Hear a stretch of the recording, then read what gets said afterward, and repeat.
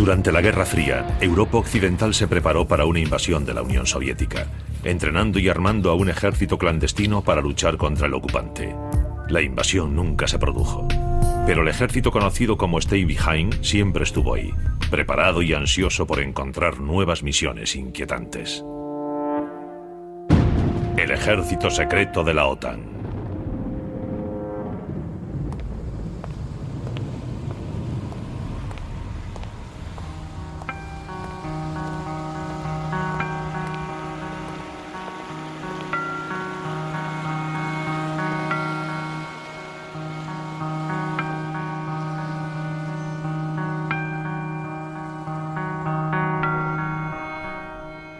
Este era el único banco de Milán que seguía abierto después de las 4 de la tarde. Aquel día, a las 4:30, yo había firmado un contrato entre dos agricultores ancianos. Un compañero me llamó y me dijo que subiera al piso de arriba porque necesitaba unos papeles. Cuando llegué me di cuenta de que había olvidado el recibo. Abrí la ventana, intenté llamar a aquellas dos personas, pero no me oyeron.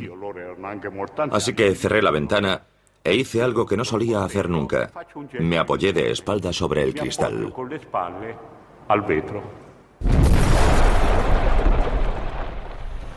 A las 4:37 de la tarde del 12 de diciembre de 1969, explotaba una bomba en la sucursal del Banco Nacional de la Agricultura en la Plaza Fontana de Milán.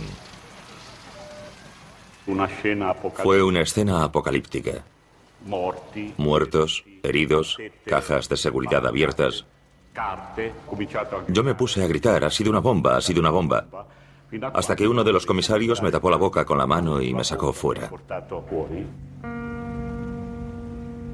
17 personas murieron y 80 resultaron gravemente heridas.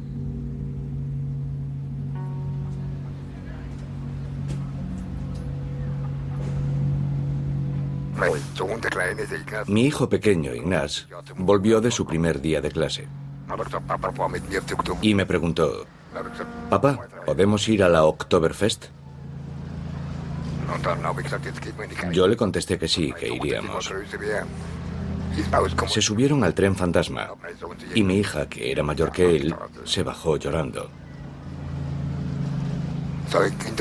Así que su hermano le llamó Miedica. Después les compré un globo y ya nos volvíamos a casa cuando, cerca de la salida, de repente...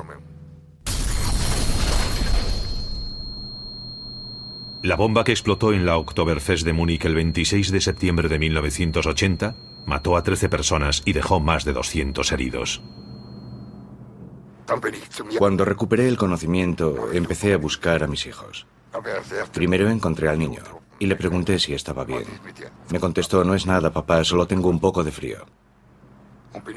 Así que me di la vuelta y caminé hasta donde estaba mi hija. Su cuerpo estaba destrozado, abierto. Me dijo, y nunca olvidaré sus palabras: «Papá, ayúdame, me duele mucho». Después murió. Mi hijo tenía 2 fragmentos de bomba en la cabeza. Así que los dos murieron. Yo no hago más que preguntarme: ¿por qué?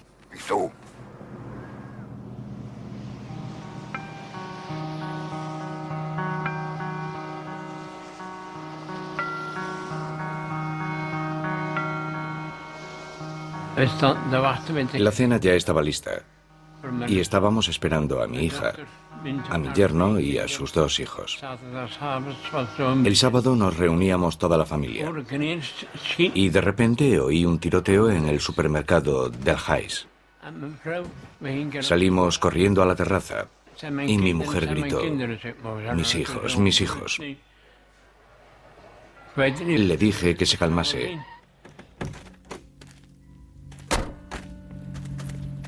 Fui a ver lo que pasaba. Las puertas del supermercado estaban abiertas de par en par y la gente intentaba salir. Yo quería entrar contracorriente, pero la gente me decía que no lo hiciera, que habían disparado sobre los clientes. Después me dijeron que habían matado a toda mi familia.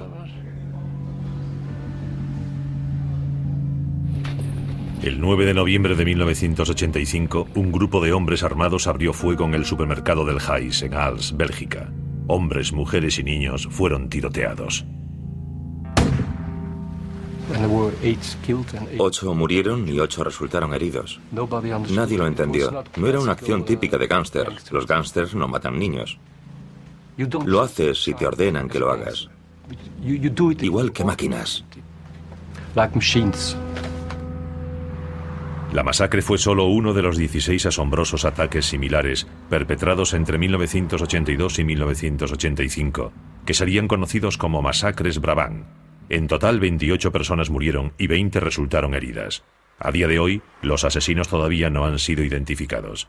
René de White cree que alguien tiene mucho interés en que nunca lo sean. Si descubriésemos a los asesinos, probablemente también descubriríamos otras cosas. Durante un periodo de casi 15 años, Europa se vio sacudida por una serie de ataques terroristas. Las vidas de miles de personas cambiaron por completo. Pero a día de hoy, estas atrocidades siguen siendo un misterio.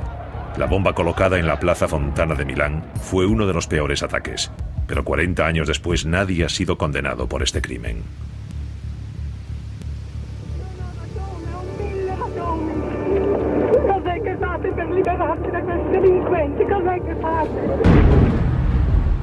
El fiscal Guido Salvini ha intentado más de una vez condenar a los hombres a quienes cree responsables del atentado.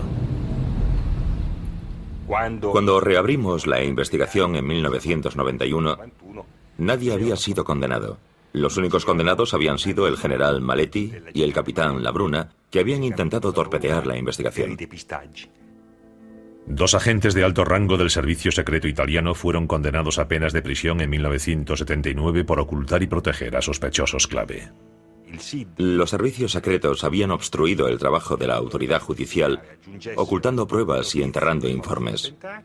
Y cuando ciertas personas quisieron hablar, se decidió que lo mejor era cerrar la fuente, amordazarlos y comentar: no queremos oír lo que tienen que decir. Los investigadores de otros países también vieron cómo se saboteaban sus investigaciones.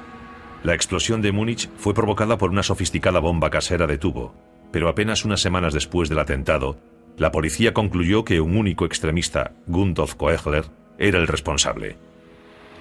Fue encontrado entre los muertos. Aunque numerosos testigos declararon que habían visto a Koechler en compañía de 2 personas justo antes de la explosión, y a pesar de que Koechler era miembro de un grupo paramilitar de extrema derecha, la policía no encontró más sospechosos y cerró la investigación. Ignaz Platzer y su abogado Werner Dietrich creen que podrían estar ante una tapadera. Quieren que se reabra la investigación. Muchos de los testigos que fueron interrogados por el Departamento de Investigación Criminal declararon: nos hicieron sentir como si fuésemos los criminales. Nos interrogaron con tal dureza que tuvimos la impresión de que los investigadores tenían su propia teoría y que nuestras pruebas, que la contradecían, no eran bienvenidas y, por lo tanto, fueron tachadas de irrelevantes o poco fiables. Había algo sospechoso en esta historia y la policía dejó de investigar. Quiero justicia, quiero a los verdaderos asesinos. Durante muchos años se pensó que los atentados en Europa eran hechos aislados, obra de terroristas locales. Pero ahora hay indicios de una explicación más siniestra. Un coche bomba en Italia, poco después de la atrocidad de Plaza Fontana, ayudó a arrojar luz sobre los otros ataques terroristas en Europa. En 1972, cerca de Peteano, en el noreste de Italia, una bomba mataba a 3 policías. Con el tiempo, los investigadores centraron su atención en Vincenzo Vinciguerra y su grupo terrorista de extrema derecha, Ordine Nuovo. El fiscal Felice Casson invirtió 10 años en la investigación del atentado. Primero se acusó a la extrema izquierda, pero entonces, como esta línea de investigación no se sostenía, el Estado acusó a un pequeño grupo de mafiosos locales. Llegado un momento, quedó claro que los carabinieri, los servicios secretos, la policía e incluso la magistratura de Gorica habían tenido un papel destacado a la hora de torpedear la investigación. Los investigadores descubrieron que miembros de los carabinieri y de la judicatura de Gorica habían manipulado y eliminado pruebas en un intento de implicar a extremistas de izquierdas.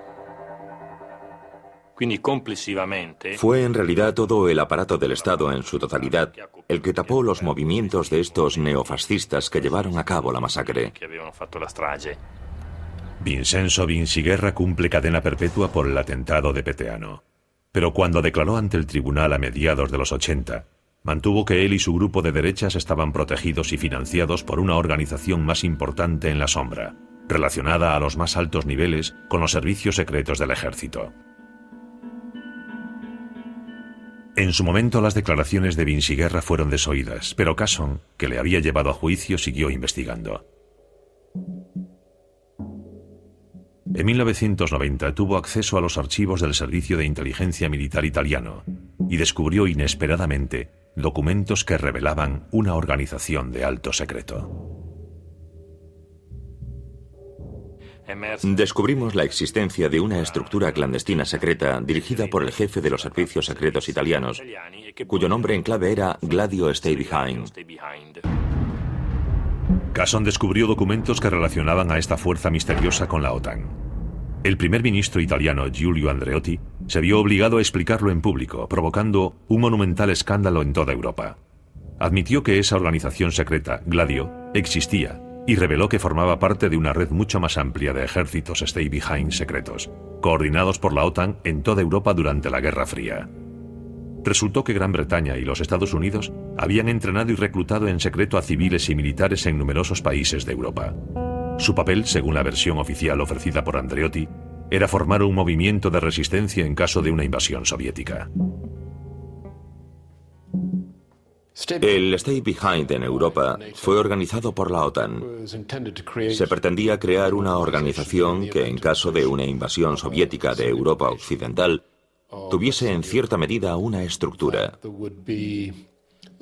Una estructura que pudiese llevar a cabo operaciones clandestinas y mantener el contacto con las potencias occidentales.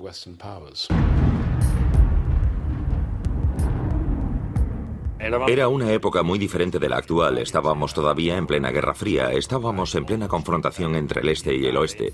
Europa estaba verdaderamente dividida en dos. La gente siempre estaba pensando en una posible confrontación entre la OTAN y los países del Pacto de Varsovia. La Guerra Fría en ese sentido es un periodo en el que no hubo paz. Esta era una guerra fría, y la gente en la Guerra Fría moría de diferentes maneras. La conferencia de Yalta de 1945 había dividido al mundo en dos bloques. Aliados y soviéticos no se detendrían ante nada para mantener su influencia en sus respectivas esferas.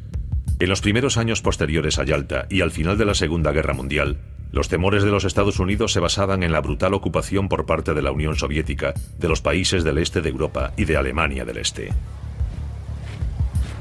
Russia's gigantic military machine stood almost intact, by far the biggest still left in the world.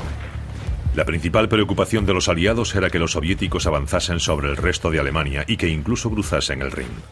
El historiador Daniel Gansel es el primero que ha analizado las redes Stay Behind que había en Europa. Los mandos de la OTAN sabían que la Unión Soviética tenía muchos recursos humanos en suelo europeo, de modo que podría llegar muy rápidamente al Atlántico.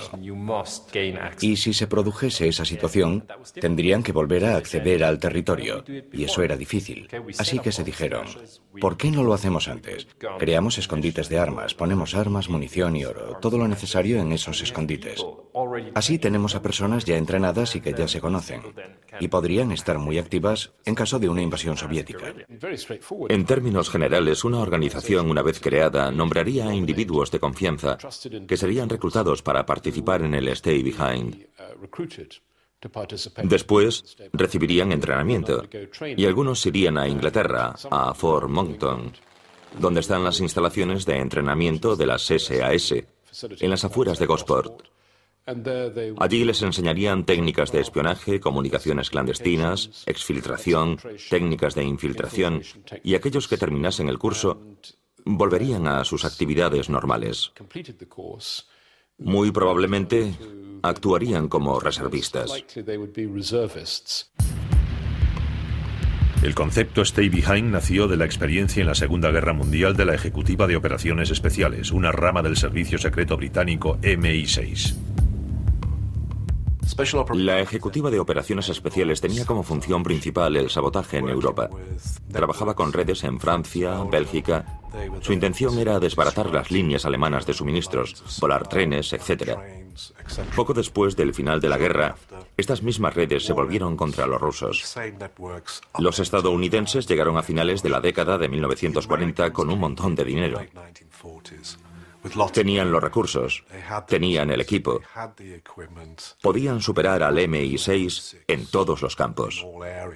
We're going to send the men who can train them to fight that kind of war.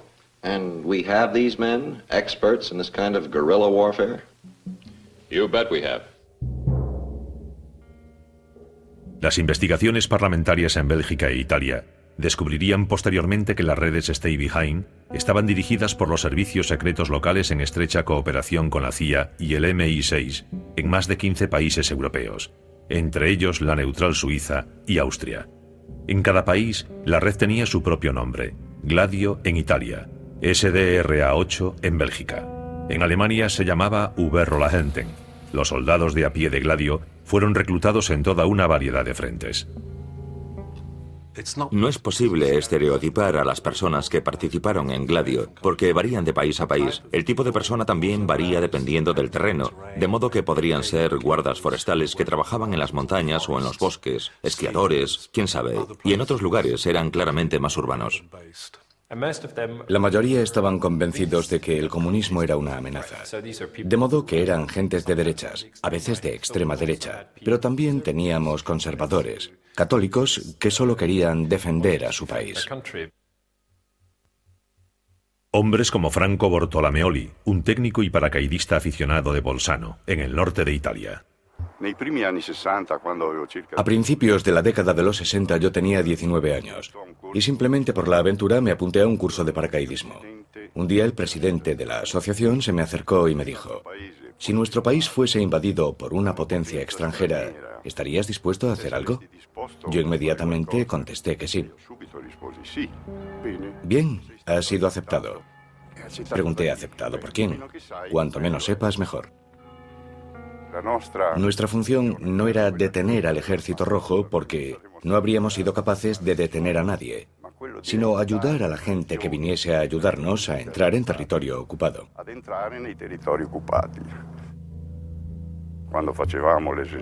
Durante el entrenamiento, nos dijeron que un día concreto, a 1 hora y 1 minuto concretos, llegaría un avión del que saltarían 1 o 2 equipos de soldados, ingleses o americanos, fuerzas especiales que entrarían en acción.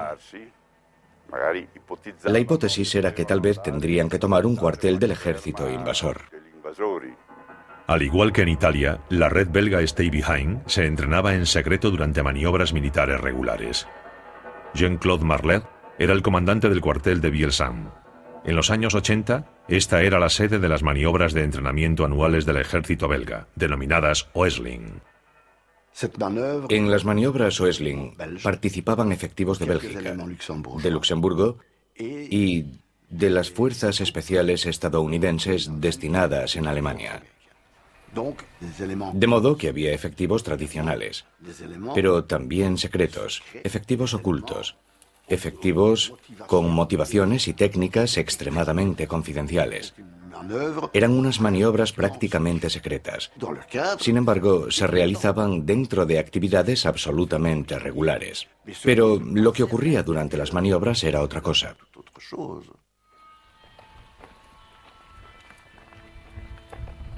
Lucien Disler era miembro del Stay Behind belga y responsable de la logística durante las maniobras. Yo era un patriota y anticomunista convencido. Yo estuve con quien me lo pidió. No sé si fue el Ministerio de Defensa quien me lo pidió, o si fue la OTAN, o si fueron simplemente los estadounidenses. No es mi problema. La noche del 12 de mayo de 1984, el cuartel Rats en Bielsam, al este de Bélgica, fue atacado por un grupo de hombres perfectamente entrenados.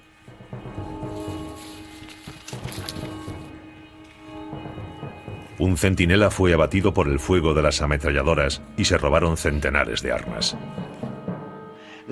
El ataque al arsenal de Bielsam Fue un ejercicio de entrenamiento.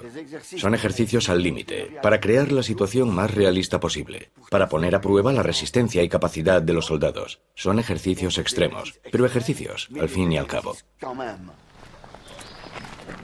El oficial de guardia estaba aquí, vigilando este bloque, y entonces se acercó hasta aquí. En ese momento, el otro salió desde esa esquina y le disparó con una ametralladora. El oficial cayó al suelo gravemente herido. Desde aquel día siempre había pensado que el ataque había sido un error de las maniobras, un accidente. Pero entonces, años después, me encontré cara a cara con el oficial al que habían disparado. Y me dijo, no es verdad, no fue así. Me dispararon para detenerme. Yo me tiré al suelo y fingí que estaba muerto. Entonces el tirador se acercó a mí e intentó matarme con una ráfaga de ametralladora. En ese momento me di cuenta de que no había sido un accidente, sino un intento de asesinato. Milagrosamente el guardia sobrevivió. Tras el ataque, los ejércitos belga y estadounidense negaron cualquier tipo de participación. Las autoridades sospechaban que Lucien Disler había tomado parte en el ataque, algo que él niega. No puedo decir que sé quién ha disparado. Si lo supiese, no estoy seguro de si lo diría. Porque tengo 70 años, pero quiero vivir algunos más. Es sencillo, no quiero aparecer muerto, colgado de un árbol, como un amigo mío en el sur de Francia. Sé las técnicas que utiliza esta gente. Jean-Claude Marler cree que el asalto a Bielsanne y la acción en el supermercado de Brabant podrían estar relacionados. Mucho antes de mí ha habido altos magistrados, policías serios e investigadores que han encontrado semejanzas entre el asalto a Bielsanne y los asesinatos de Brabant. Yo he analizado minuciosamente la forma en que intentaron matar al centinela de Bielsanne y cómo murieron algunas de las víctimas de Brabant. Se trata de asesinos extremadamente lúcidos, perfectamente organizados, fríos, con un modus operandi totalmente militar.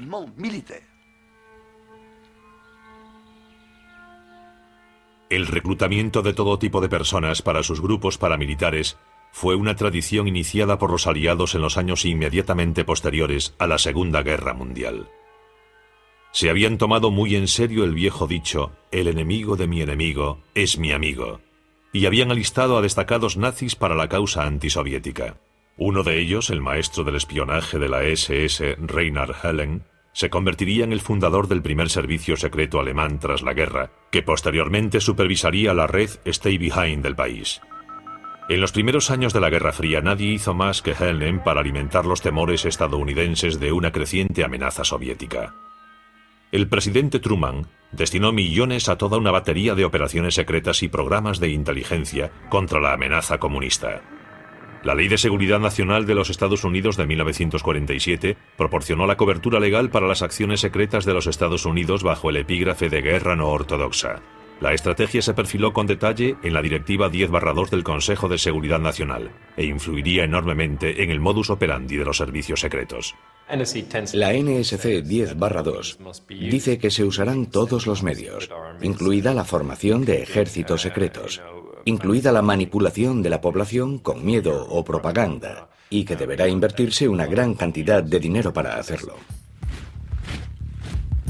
El golpe de Estado comunista en Checoslovaquia, el bloqueo de Berlín y el estallido de la guerra en Corea contribuyeron a alimentar los temores estadounidenses de una invasión soviética de Europa. Las sospechas crecían a ambos lados del telón de acero. Tras la fachada oficial de la OTAN, crecía el deseo de organizar y establecer una red de ejércitos Stay Behind secretos en Europa Occidental. ¿Qué hacían las redes Stay Behind mientras esperaban la invasión rusa?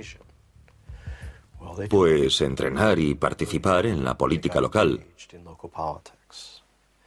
Y ahí es donde vemos el impacto más importante y más dañino de estas organizaciones Stay Behind en los países de Europa Occidental. En los años de posguerra, los partidos comunistas de Europa Occidental experimentaron un enorme aumento de popularidad. Su relación con sus camaradas soviéticos era muy preocupante. En aquella época, Peter Schischel dirigía la oficina de la CIA en Berlín.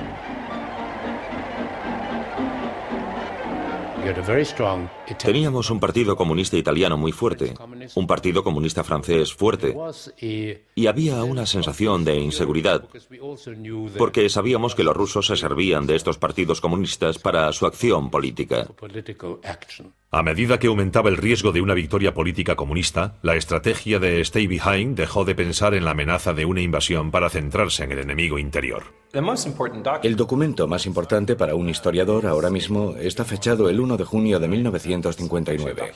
Se trata de un documento de los servicios secretos militares italianos en el que consta que Gladio se creó, por una parte, para activarse en caso de invasión soviética y, por otra, en caso de sovvertimenti interni, que significa desórdenes internos. Sabemos que a partir de la década de los 50, los ejércitos secretos tenían estas dos tareas. Algunas de las primeras pruebas del papel de los ejércitos secretos de la OTAN en la subversión política las encontramos en un escándalo alemán de la década de 1950. En 1952, un miembro de la red Stay Behind alemana entró en una comisaría de policía de Frankfurt y dijo: «Soy miembro de un ejército secreto. Nos han entrenado los estadounidenses para matar gente, para no dejar huellas y para ocultarnos en los bosques. Tenemos armas, tenemos explosivos y somos secretos». A Adenauer le indignó que los estadounidenses hiciesen cosas como esas sin su conocimiento. No es que yo me hubiese opuesto a que se hiciese, pero habría tenido más cuidado a la hora de elegir a la gente. El hombre que entró en aquella comisaría de policía en 1952 era Hans Otto, exoficial de la SS, que se había alarmado por el rumbo que estaba tomando su unidad Stay Behind. Su testimonio llevó al descubrimiento de un centro de entrenamiento secreto en los bosques de Hessen, en el centro de Alemania. Pero lo que más sorprendió a los investigadores fue que los paramilitares parecían tener encomendada una misión política más siniestra. Tenían listas de personas a las que querían matar, miembros respetados de la comunidad. Y siempre nos preguntamos, ¿asesinados en caso de invasión soviética o asesinados en caso de cambio de poder en el país? Y en ese momento, todo el mundo pensó que habría una investigación minuciosa del Stay Behind alemán. Pero no hubo tal investigación. Tras algunos contactos diplomáticos entre los Estados Unidos y Alemania, los 100 presuntos conspiradores, todos de extrema derecha, fueron puestos en libertad. El caso se cerró y se olvidó rápidamente, hasta que un nuevo escándalo llegó a los titulares 30 años después. Tan solo un día después del atentado en la Oktoberfest, la policía descubrió que Gundolf Koechler, el presunto terrorista que había muerto en la explosión, era miembro de una organización paramilitar neonazi llamada Berserksportgruppe Hoffmann. A Gundolf Koechler siempre le habían interesado las armas y los explosivos, incluso dentro del grupo Berserksportgruppe Hoffmann. Tras el atentado, la policía registró inmediatamente la casa de sus padres en Donaueschingen y encontró lo que describieron como un laboratorio de bombas. Pero solo encontraron productos químicos para fabricar explosivos caseros. Y la investigación había concluido que en el atentado de Múnich se habían usado explosivos militares. Uno se pregunta, ¿cómo consiguió este tipo de explosivos? En los días posteriores a la masacre, la policía interrogó a algunos de sus camaradas. Y esta gente, durante el interrogatorio, declaró: «Conseguimos nuestras armas y explosivos a través de otro extremista de derechas. Su nombre es Heinz Lemke». Y lo curioso es que nunca lo investigaron.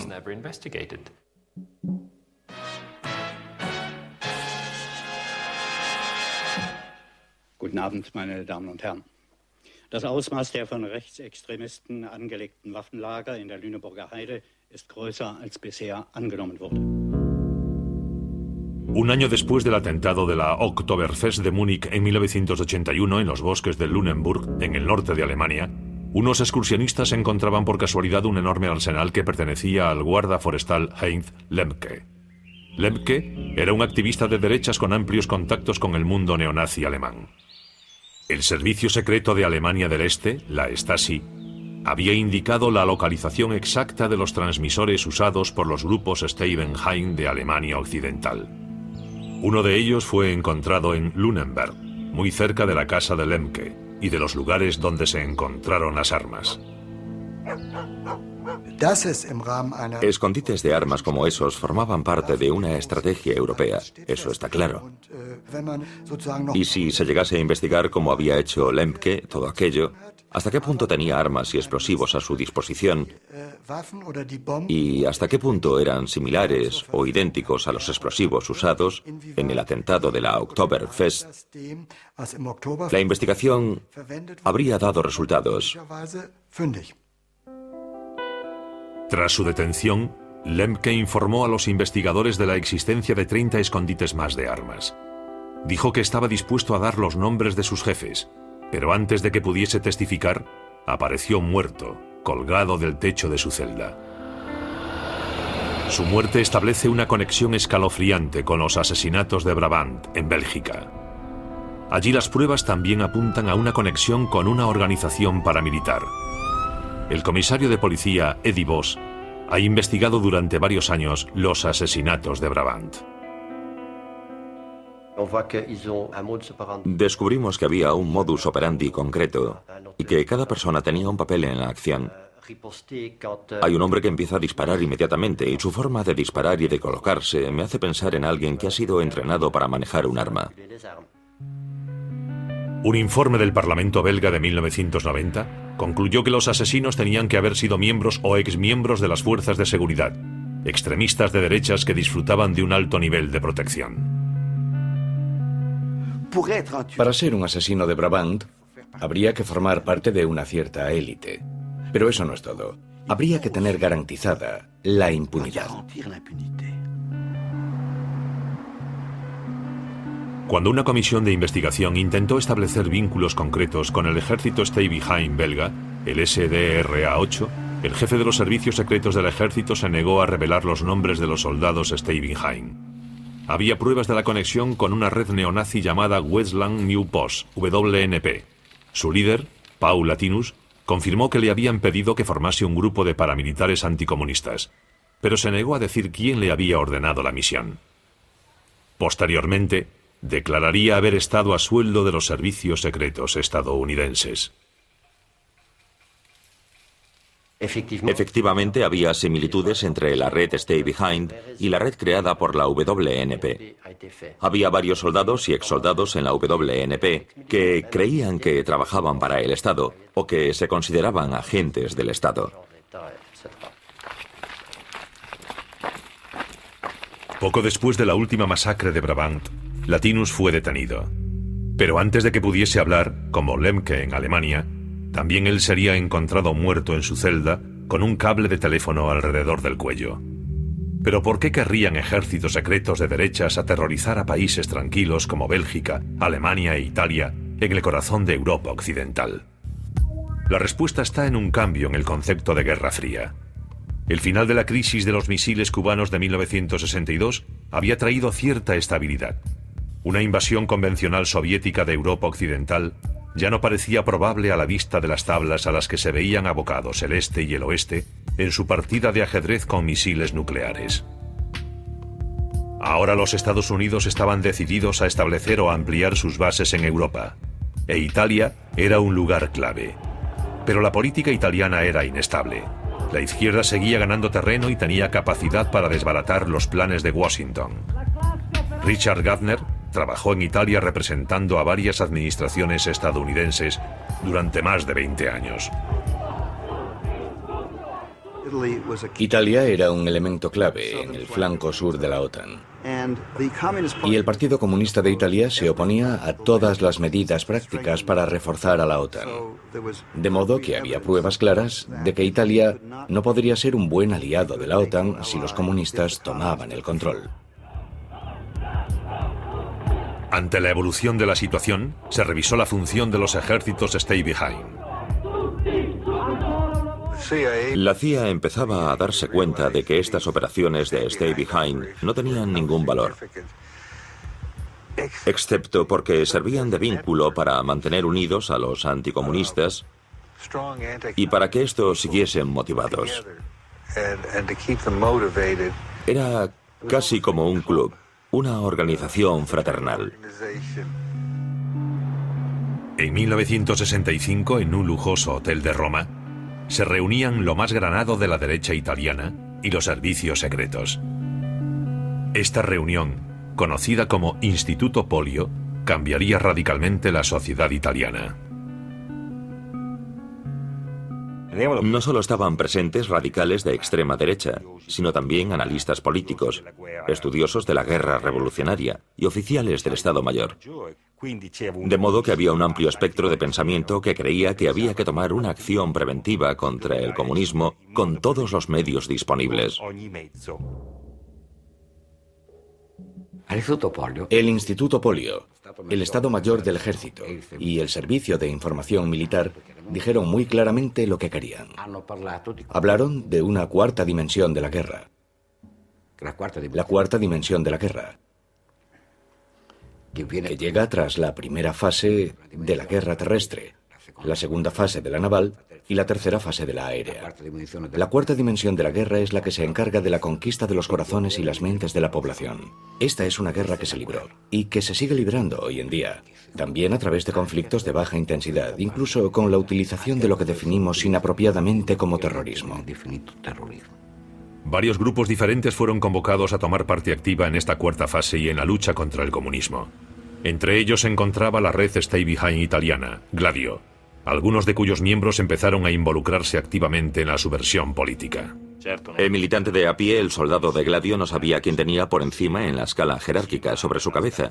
Pero cuando pensamos que los jefes de Gladio estaban en contacto con los de todos los servicios y con los de los diversos movimientos, eso nos hace pensar que tal vez la dirección venía de más arriba.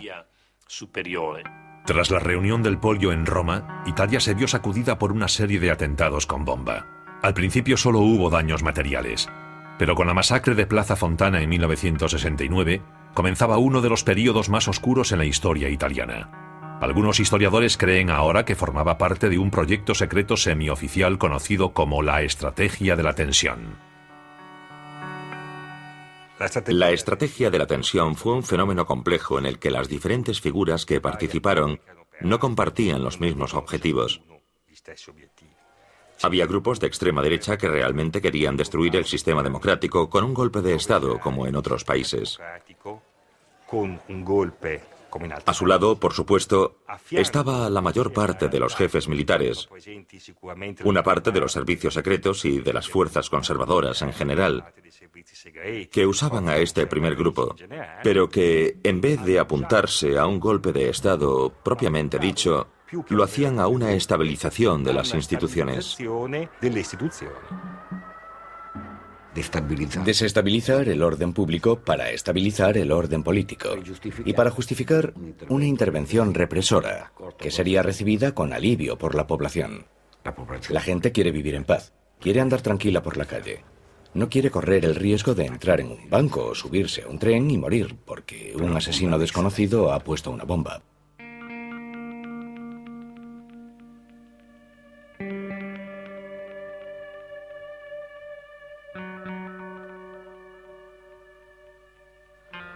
En Bélgica, el comisario de policía Eddie Vos ha llegado a una conclusión similar sobre el papel central del miedo generado por los atentados. Aquí en Bélgica teníamos soldados en casi todos los aparcamientos de las grandes superficies. Hacíamos la compra con francotiradores en el tejado. La gente tenía miedo de hacer la compra, auténtico terror. Y eso, naturalmente, se inscribe dentro de esta estrategia, que es un elemento importante del terrorismo. Bélgica tenía miedo. Una vez que el miedo atenaza a la población, puedes convencerla de que haga cualquier cosa. Los asesinatos en la Bélgica de 1980 tuvieron lugar en una época de inestabilidad política.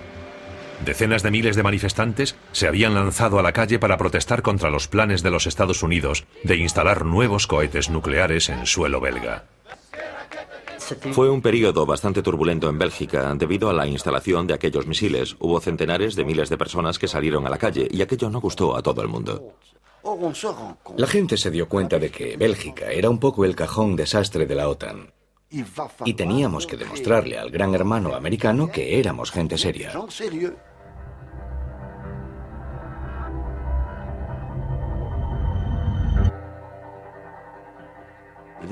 Los asesinatos de Brabant se terminaron porque habían cumplido su misión. El shock emocional fue suficiente para que el Estado belga saliese de su estado de letargo y se reforzase. Es así. En Alemania, la bomba de la Oktoberfest también explotó en un momento crucial. El canciller del Partido Socialdemócrata, Helmut Schmidt, era considerado por algunos demasiado débil para hacer frente al terrorismo de extrema izquierda de la facción del Ejército Rojo y a los movimientos antinucleares que estaban surgiendo. Según la prensa, elementos del servicio secreto estaban decididos a llevar a un hombre de la línea dura, Franz Josef Strauss, al poder. Los investigadores creen que la Stay Behind usó la estrategia de la tensión para desacreditar a la izquierda y animar a la población, acobardada por el terrorismo, a entregar el poder a gobiernos centristas fiables en Europa Occidental, pero no en Gran Bretaña. Los servicios secretos del Reino Unido son una organización independiente y no pueden participar en política partidista. Hay muchas personas que trabajan en los servicios secretos y que son de izquierdas. Y me imagino que su participación con la derecha ha sido simplemente para penetrar en las organizaciones políticas. Los servicios de seguridad no tienen órdenes. Y que yo sepa, nunca han saboteado organizaciones políticas. La interferencia de los servicios secretos extranjeros en la política europea tal vez sea difícil de demostrar, pero hay pruebas de su existencia en la investigación de Plaza Fontana. El descubrimiento tal vez más interesante que hicimos durante la investigación fue la relación entre las células de Ordine Nuovo, que operaban sobre todo en el Véneto, y las bases estadounidenses situadas en esa región. Visité nuestra base en Roma en septiembre-octubre de 1969 y el jefe de la base me dijo que tenía algunos problemas con inteligencia naval porque querían llevar a cabo algunas operaciones en territorio italiano, operaciones clandestinas, y parecía enfadado. Me dijo, les he dicho que no me importa que hagan sus operaciones, siempre que no interfieran con el trabajo de la CIA. Durante la investigación del atentado de Plaza Fontana, el fiscal Guido Salvini demostró la participación de Carlo Di Giglio, terrorista de la organización paramilitar de extrema derecha Ordine Nuovo e informador de la inteligencia naval de los Estados Unidos. Di Giglio era un militante de Ordine Nuovo que se ocupaba del aspecto logístico. Era un gran experto en armas y un personaje central. Este hombre frecuentaba las bases de los Estados Unidos, como la de Verona, dado que formaba parte de la red de informadores de los Estados Unidos. Les informaba sobre sus actividades y también recibía instrucciones de ellos. Así que era una especie de agente doble y todo esto nos lo contó con grandísimo lujo de detalles. Cuando se habla de Carlo Di Giglio y del papel que pudo haber tenido en el atentado de Plaza Fontana, hay que describirlo con propiedad. No como un fascista, sino como un agente de los servicios secretos, hijo de un agente de los servicios secretos. Y fueron los servicios secretos los que le impusieron que trabajase con la derecha.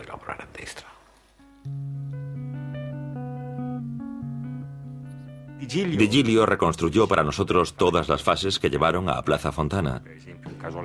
Nos habló de una casa donde preparó las bombas y nos contó cosas de Plaza Fontana, pero no todo.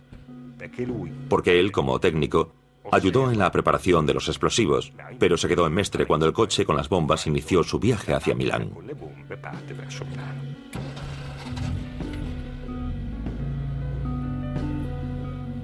Plaza Fontana se concibió con el propósito de permitir al presidente de la República y al gobierno en ejercicio proclamar el estado de emergencia. Era un golpe de estado institucional.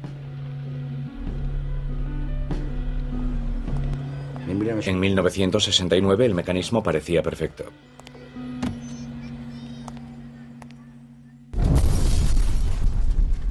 El culpable de la masacre de la Plaza Fontana fue identificado inmediatamente como el anarquista Pietro Valpreda. Adesso non facciamo nominativi e non mi fate stare nominativi perché indubbiamente tutto questo è ancora coperto dal segreto istruttorio. Solo posso dire questo che... Pero la opinión pública no se creyó esa teoría y sospechó que era un montaje. Durante 3 días el país estuvo paralizado, pero el presidente italiano no declaró el estado de emergencia que Vinci Guerra y sus camaradas habrían deseado. Pero este no fue el final a la estrategia de la tensión. Durante la década siguiente, el pueblo italiano se vería atormentado por una serie de ataques terroristas.